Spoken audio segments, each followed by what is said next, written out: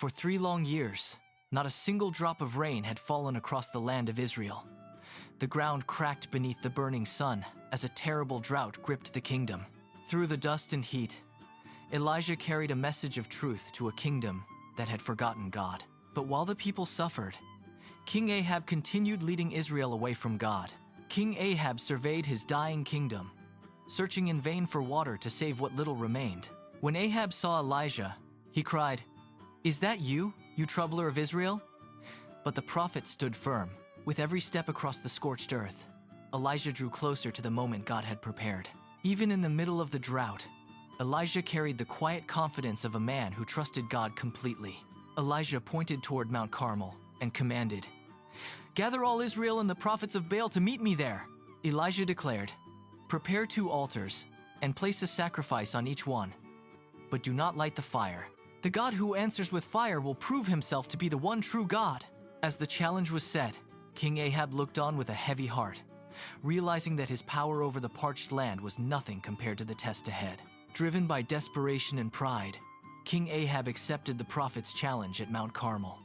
As dust swirled across the land, Elijah stood ready to reveal the true power of God.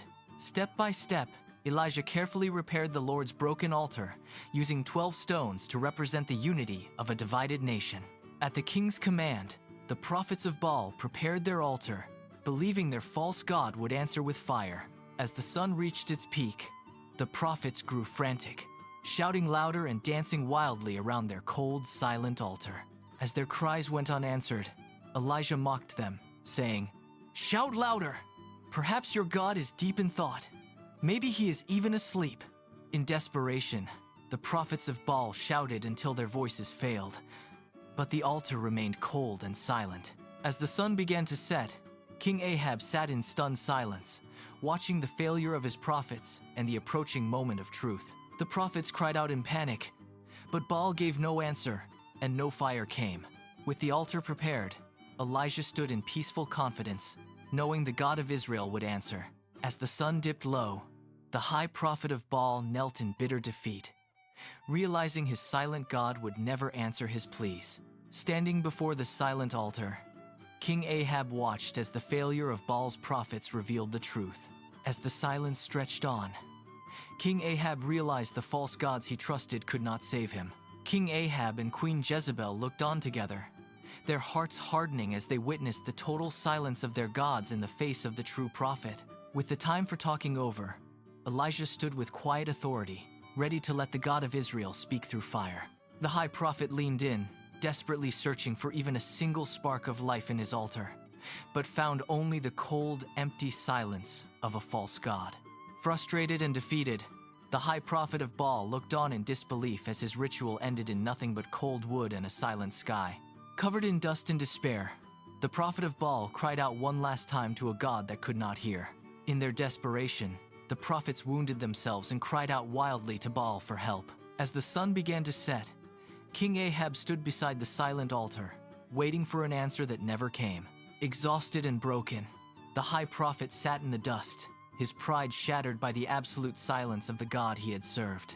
As the last light faded, the prophets collapsed in total despair, their strength spent and their faith shattered by the silence of Baal. As the broken prophets knelt in the dust of their failure, Elijah stepped forward into the silence, ready to demonstrate the true power of the living God. With calm determination, he dug a trench around the perimeter, deep enough to hold a man's reach. He rebuilt the altar of the Lord using 12 stones, one for each tribe of Israel, reminding the people of the covenant they had forgotten. Standing before the rebuilt altar, Elijah raised his hands and prayed, "Lord, let it be known this day that you are God in Israel." Pointing to the heavens, Elijah gave the signal, "Answer me, Lord, so these people will know that you are turning their hearts back again." To prove there was no trickery, Elijah ordered the altar to be drenched with water until the trenches overflowed, making the miracle humanly impossible. The water filled the trench until it spilled over the edges, turning the dry, cracked earth into a dark, muddy mire. The sacrifice was saturated, soaked, and utterly impossible to ignite. Elijah stood back, his hands clean, his breathing steady, watching the water settle into the soil. The altar stood completely soaked, impossible for any human hand to ignite. Standing before the soaked altar, Elijah lifted his hands and prayed for the power of God to be revealed. Elijah cried out, "O Lord, God of Abraham, Isaac, and Israel, let it be known today that you are God in Israel." Immediately, the wind died completely. A fearful silence fell over Mount Carmel as King Ahab stared at the soaked altar. Then, the sky split. A streak of white-hot fire descended from the heavens, moving with such speed that the air screamed as it parted, consuming everything it touched. The blast from heaven shattered the silence and sent the false prophets stumbling back as the altar burst apart in holy fire. In a heartbeat, the fire devoured the offering, the wood, the stones, and even the water. From her vantage point, Queen Jezebel stood in stunned silence as the power of the true God was revealed. Shielding his eyes from the fading divine glow, King Ahab looked upon the ruined altar, unable to deny the miracle that had just reclaimed his kingdom. Fear filled Ahab's eyes as he realized the Lord alone had answered with fire. The prophets of Baal fell back in terror as the power of the true God shook Mount Carmel. As the fire faded, Elijah stood alone before the altar where God had revealed his power. As the smoke cleared from the scorched earth, King Ahab stood humbled before the power of the living God. Elijah looked toward heaven with gratitude, knowing God was about to send the long-awaited rain. Standing alone by the silent, smoking altar, King Ahab bowed his head, humbled by a power that no crown could command and no idol could imitate. While the false prophets sat in defeat, Elijah stood strong in the victory of the Lord. Pointing across Mount Carmel, Elijah commanded, "Seize the prophets of Baal. Do not let a single one escape." The prophets of Baal scrambled in terror, realizing their day of deception had reached a violent and undeniable end. As the ground trembled beneath them, panic spread among the prophets of Baal, their hands raised to a God who remained silent before the power of the living God. As smoke rose from the shattered altar, the defeated prophets fled in fear from the judgment of God. King Ahab sat motionless, his hands gripping the stone of his throne as he watched the smoking remains of a failed belief. He watched as the prophets were pulled away, forced down the rocky path toward the Kishon Valley. He did not move to intervene. He did not speak. He simply stood, a witness to the total collapse of his own influence. The judgment was complete.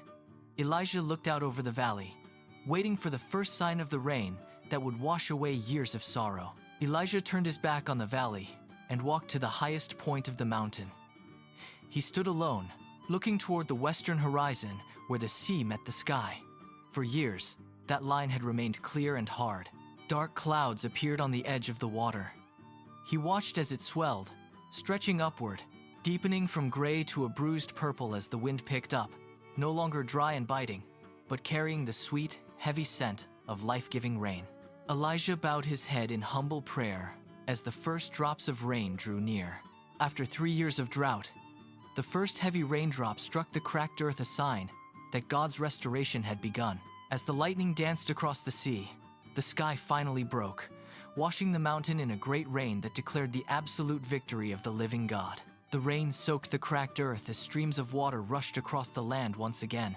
With his face upturned to the storm, Elijah stood as a living testament to the power of persistent prayer and the faithfulness of the one true God. In the cooling downpour, the heat of the battle faded, and Elijah closed his eyes in peaceful gratitude for God's answered prayer. And as the sun broke through the storm, the land of Israel stood restored beneath the power and mercy of the one true God.